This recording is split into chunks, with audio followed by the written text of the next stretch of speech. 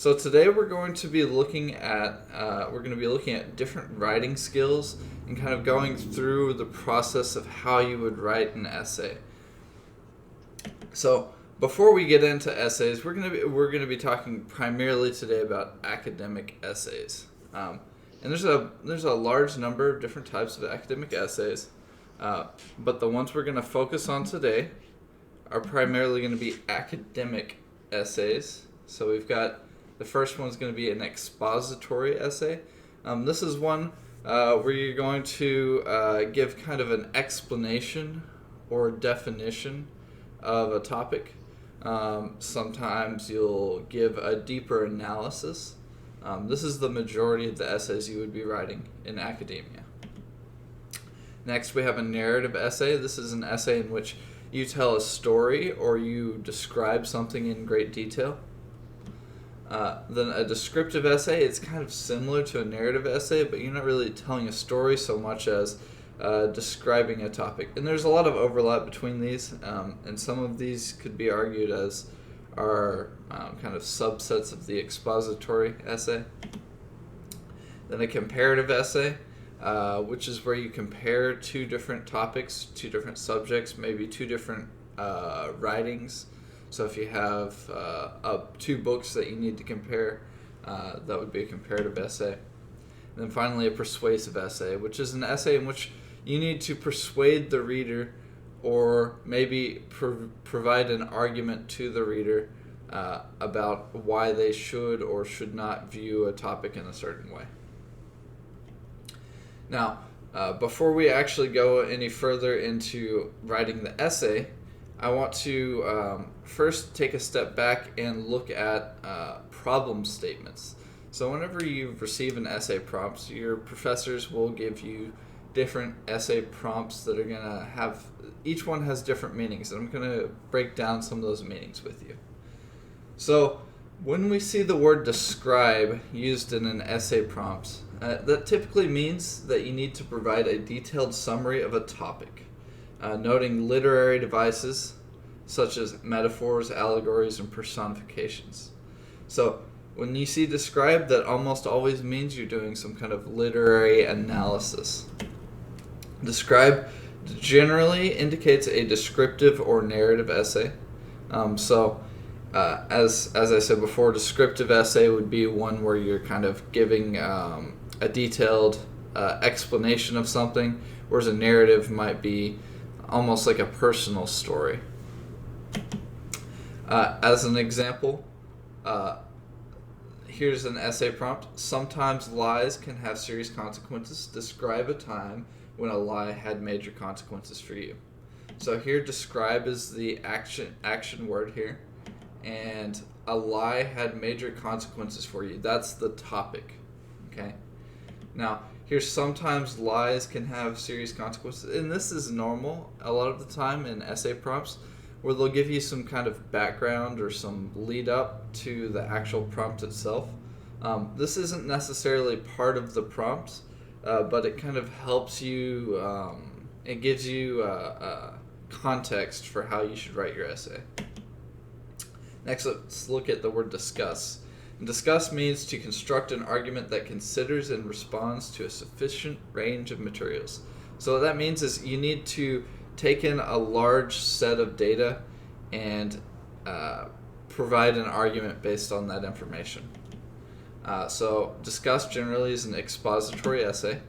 Let's look here. We have discuss a public health concern that you believe is serious enough to warrant immediate attention. So discuss here is important, but we also have you believe. So a lot of the time with discussions, it's going to be your opinion. So we have discuss your opinion, and then the topic here is a public health concern, and then that public health concern should be serious, and it should warrant immediate attention. Next we have analyze. Analyze means two things. It means one, to split a topic up into parts or features, and two, to critically consider the material looking for patterns. So you're splitting it up into chunks, like maybe the introduction, the second paragraph, the fourth paragraph says this, and you say, well, and I noticed there's a lot of metaphors in this paragraph, and I noticed there's a lot of references to different colors or something. So you kind of split it up like that. Analyze generally indicates an expository or descriptive essay. And as an example, analyze Edgar Allan Poe's The Raven. And really, a lot of the time with analysis prompts, they will be this simple. You might have one or two sentences. So analyze is the action. The Raven is what we're analyzing. Next, we have compare and contrast. This is where it starts to get a little more complicated. So compare and contrast means a couple things. One, you need to analyze the work based on the same criteria as the analysis essay. So the same ones as before. Next, we need to note similarities and differences between the two works that we're comparing. And three, we need to note areas where each work succeeds or fails. Compare and contrast generally refers to a comparative or expository essay. And here we can look at an example of a prompt. Compare and contrast here is our action. Lord of the Flies and Survivor are our subjects.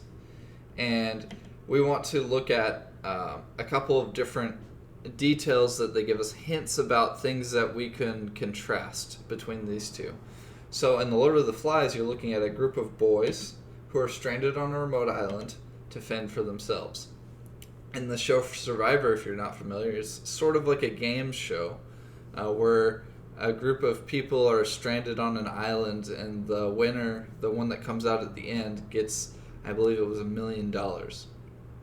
So here in the case of The Lord of the Flies, is a group of boys. They're stranded, whereas the people on Survivor, they're not stranded. They're put there on purpose, and if an emergency were to happen, they would be able to get off the island. And then to fend for themselves, well, they do fend for themselves a little bit, but not really. And so that's where you can kind of look at things that you can contrast. And a lot of the times, your essay prompt and compare and contrast essays will give you hints like this. And finally, it just says use specific details. This is just instructions. That's going to be standard on these complex forms of essays. Next, we have agree, disagree. That means you need to provide a substantive argument for or against the topic with justifications, that's really important, and counter arguments, also very important. Agree and disagree is generally a persuasive essay. Here's an example. Many people believe that television violence has a negative effect on society because it promotes violence. Do you agree or disagree? Use specific reasons and examples to support your response.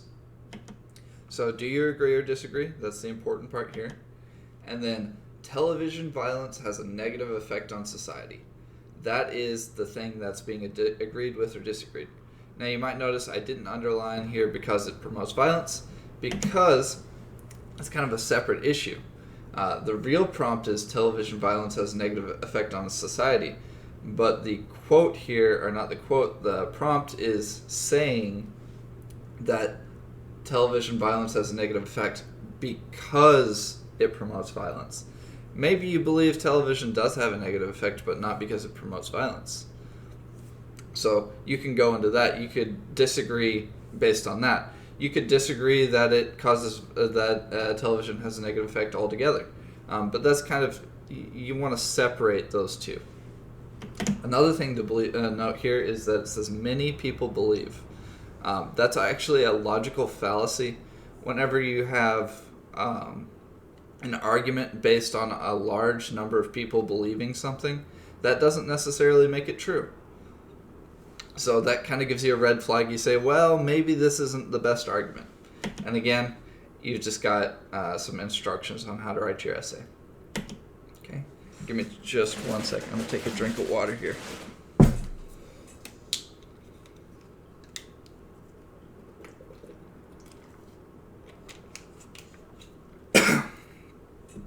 All right. Next, we want to look into some different tips to help you when you're reading before you start writing your essay. So again, everything we've done so far, we haven't even started writing the essay. These are tips to help you write your essay, but looking at it before you actually start the process and looking at all these extra details, it really helps you when it comes to actually writing the essay. So The first thing we want to look at is annotations. Annotations are where you make marks in your text. So if you've got like a printout, you can easily just draw all over it. Or if you own your own book, you can write in your book as well. So it's really helpful to highlight, underline, or circle important words and phrases when you're reading through something. That way when you go to write your essay, it's much easier to find those important items. You can use symbols like a question mark, an exclamation mark, or a star to make a note to return to a line, in case you don't have time to write out a whole sentence or something. When you do have time, though, write down observations as they occur to you, because you're not going to remember all of them later. And also write down questions to yourself, to the author. I mean, the author's not going to answer your questions, but you can kind of, what was the author thinking? And then also to your instructor. Maybe you don't understand something and you want to reach out to your instructor and say, hey, can you help me with this? Another reading tip is to look for patterns. So actively looking for patterns when you're researching can help a lot when you go to write an essay. So look for things like repetitions of an idea, similarities between maybe when you're doing a comparative essay, contradictions, things that weaken an argument, or literary devices, again, like metaphors, symbols, and allusions. Now that we've kind of gotten an idea of what to do before we write an essay, let's look at the structure of an essay. First, we have an introduction and thesis. A thesis is basically the main idea or argument of your essay. Supporting arguments. These are the arguments, these are the paragraphs where you give proof for your central idea. And then finally you have a summary and conclusion, where you bring everything together and you come to a conclusion based on your thesis and your evidence. Okay, and again, before we get into actually writing an essay, it's important to first outline your essay. This can help a lot when you're struggling to find a topic, or when you're struggling to find all of the information you need for your essay. So first off, begin with those reading and research notes and annotations. Those annotations really help out a lot here when it comes to outlining. Next, you want to organize them by categories. You can order them in time, so maybe something that happened in 1787, and then something that happened in 1803 if you're writing a history essay, right? Or if you're doing categories, you can categorize based on topic. Like someone's career before when they're young, like maybe they worked at a fast food restaurant, and then maybe later on they worked in a business, and then they became a politician or something like that. Then you want to order these categories to form an argument. So you want to kind of figure out a way to organize these categories in a way. So you want to order them 1, 2, 3, 4. So that you're going to build up some kind of argument. And then finally, once you have these categories organized, you can start to see a central idea amongst these categories, and that's going to become your thesis statement.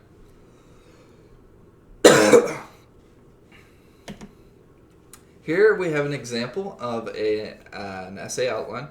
You can go ahead and ignore the introduction and conclusion here. What we're mostly focused on is Roman numerals 2, 3, and 4. So we're looking at Frederick Douglass. He was a well-known abolitionist in the early 1800s. So Douglass was a lecturer, an author, and a politician. He had his history as an escaped slave helped him as a lecturer.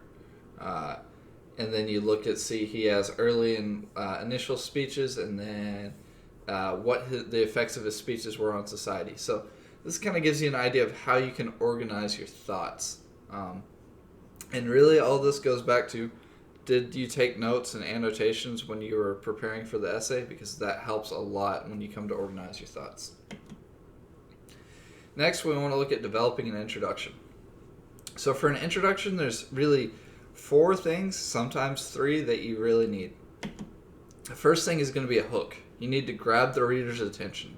And this can come in a variety of ways. You can say something shocking. You can give a statistic that maybe people don't expect. You can use a strange word that might pop out to the reader. Whatever it is that you need to do to grab the reader's attention. Next, you want to give a problem statement. So you want to note a problem that needs to be solved. Okay? And now this isn't always the case. You don't always need this, but in an essay where you're going to note a problem and then come up with a solution, you want to have a problem statement. Next, you want to transition, and this is going to connect the hook to the thesis. And this is going to be basically any kind of introductory material you need. Any kind of background information would be in this transition. And finally, you have your thesis statement. And this is your central argument for your essay, and it should end your introduction. So here we have an example. I'm not going to read the whole thing here because we'll break it down in just a minute. But here, this is gnome phobia. This is an example I found online. So in 2004, the Gnome Liberation Front, GLF, was created. That serves as your gnomes. What's going on here? That serves as your hook.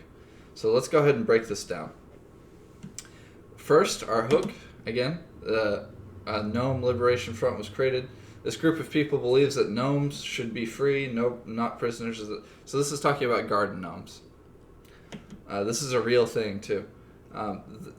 Next is the problem. The Garden Liberation Front has now begun gnome napping, the act of stealing gnomes and freeing them in the wilderness. However, the law is unwilling to do anything, so that's your problem. Next, we have a little bit more background information. Many police state that gnomes are not a serious enough offense to deal with and that they have larger crimes to deal with. This is not acceptable.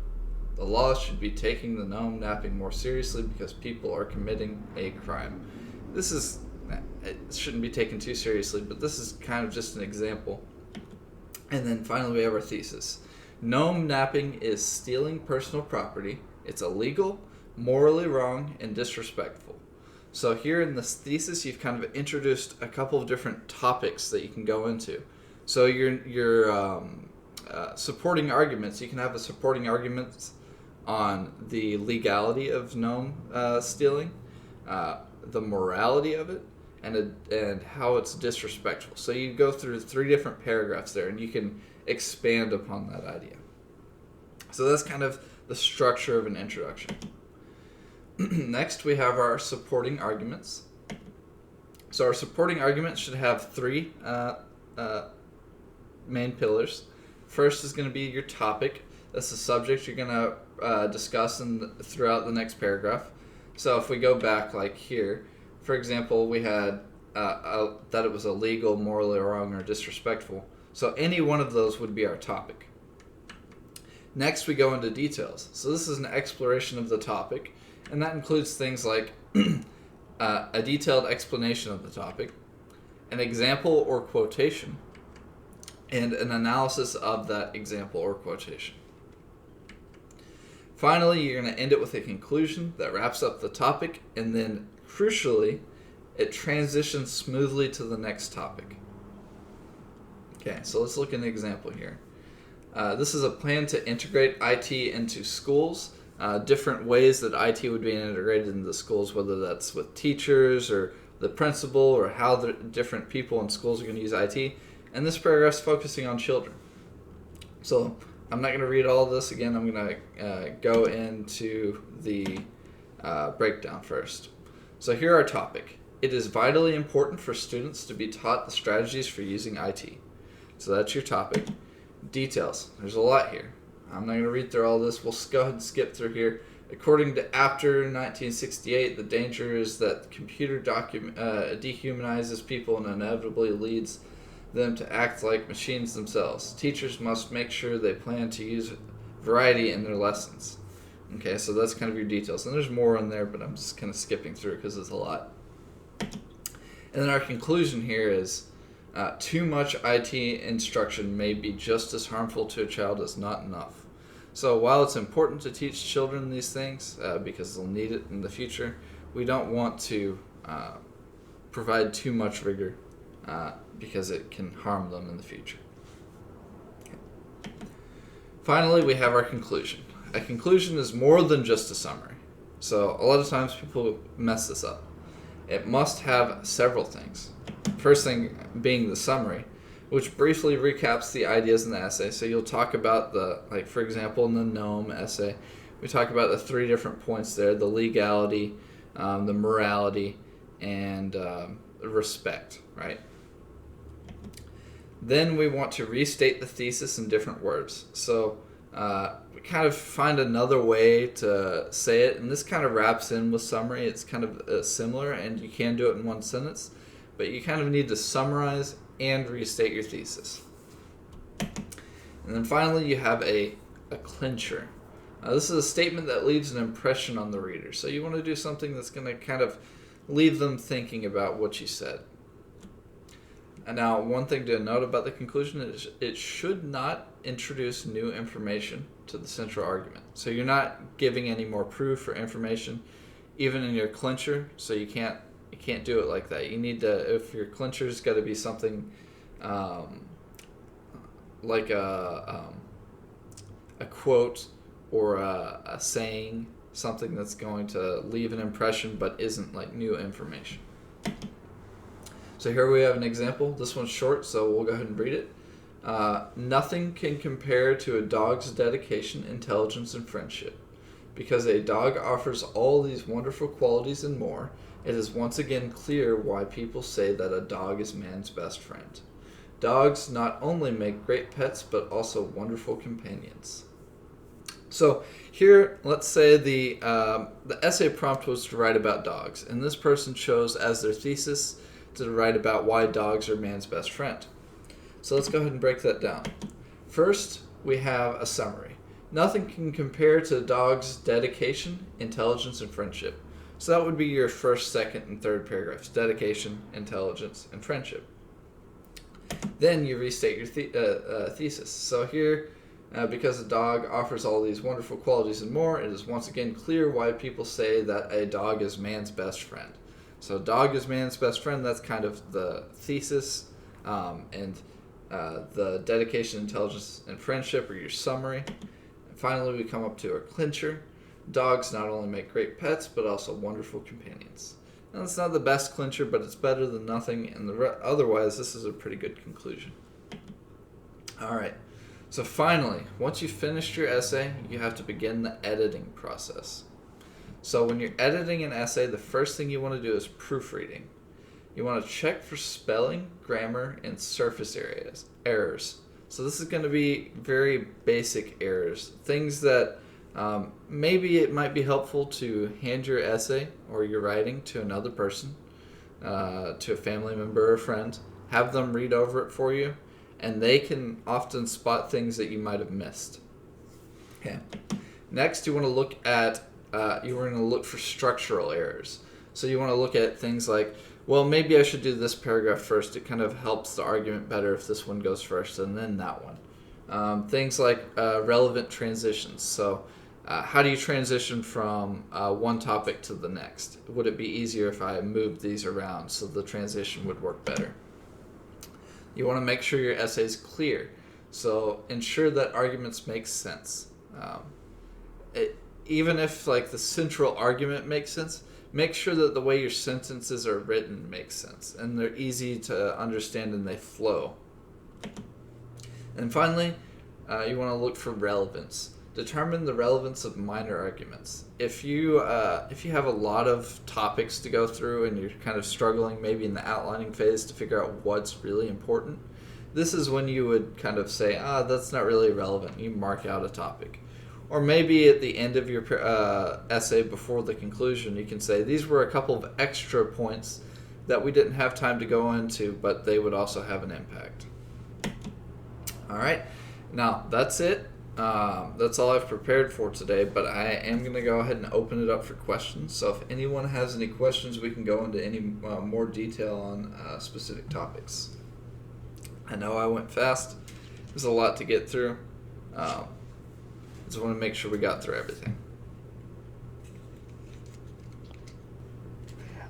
one of my biggest issues with time management, I mean, with writing is time management, like understanding how to like, I mean, how how you broke it down within the outline or how somebody gets to an outline.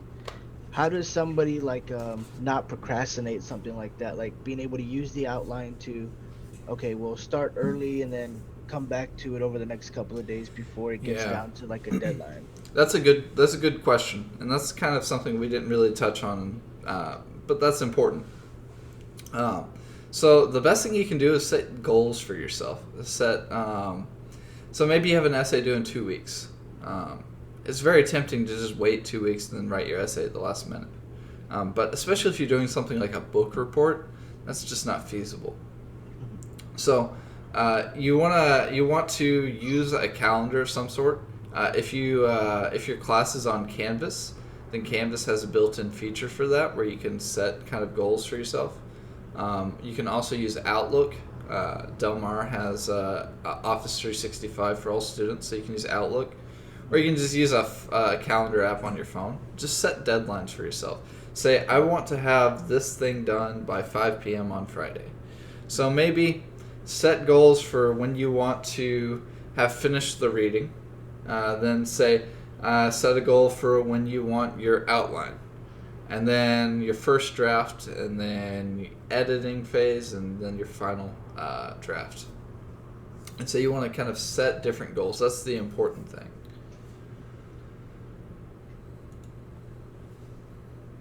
And like as soon as you know about an essay, like start working on it.